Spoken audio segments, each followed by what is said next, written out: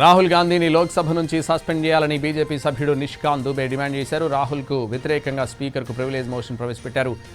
దేశంలో విచ్ఛిన్నకర శక్తులకు వత్తాసు పలుకుతున్నారని, ట్రేడ్ డీల్కు వ్యతిరేకంగా మాట్లాడుతున్నారని ఆరోపించారు.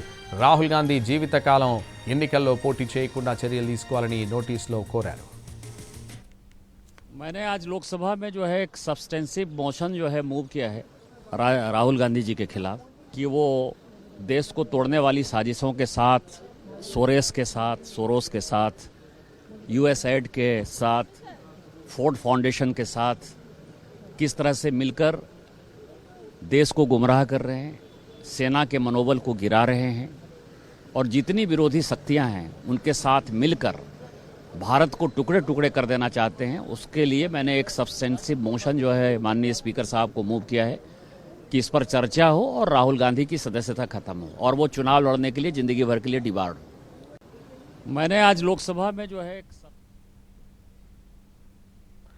రాహుల్ గాంధీని లోక్సభ నుంచి సస్పెండ్ చేయాలని బీజేపీ సభ్యుడు నిష్కాంత్ దుబే డిమాండ్ చేశారు. రాహుల్కు వ్యతిరేకంగా స్పీకర్కు ప్రివిలేజ్ మోషన్ ప్రవేశపెట్టారు. ఇదే విషయానికి సంబంధించి మరింత సమాచారం మా ప్రతినిధి ప్రసాద్ లైవ్లో అందిస్తారు. ప్రసాద్,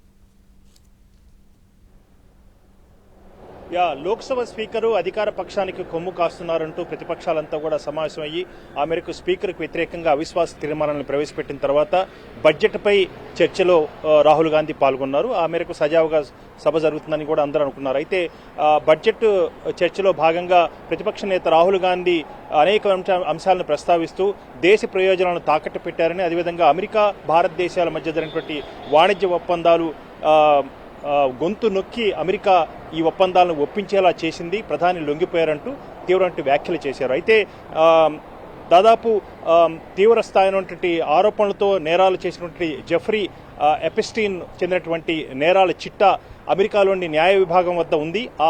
ఆ చిట్టాలో కేంద్ర మంత్రి హర్దీప్ సింగ్ పూరితో సహా అదానీ పేరు కూడా ఉంది.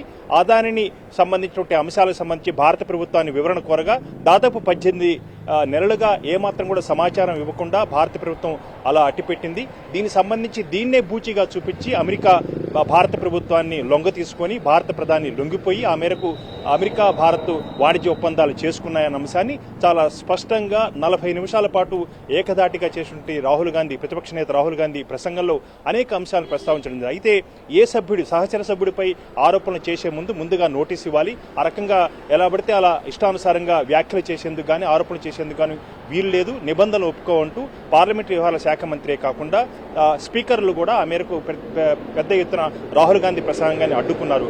ఏదోలా పూర్తిగా తన యొక్క ప్రసంగాన్ని ముగించి వెళ్లిన తర్వాత దీనికి సంబంధించి ప్రభుత్వం చాలా స్పష్టంగా పార్లమెంటరీ వ్యవహారాల శాఖ మంత్రి ముఖ్యంగా ఎక్స్ వేదిక ద్వారా ట్వీట్ చేస్తూ రాహుల్ గాంధీకి వ్యతిరేకంగా సభా హక్కుల ఉల్లంఘన తీర్మానం ప్రవేశపెట్టామని చెప్పారు. అయితే ఈ రోజు జరిగిన పరిణామాలు మాత్రం సభా హక్కుల ఉల్లంఘన కాకుండా బీజేపీ ఎంపీ నిష్కాంత్ దుబే ఒక నోటీస్ ఇవ్వడం జరిగింది.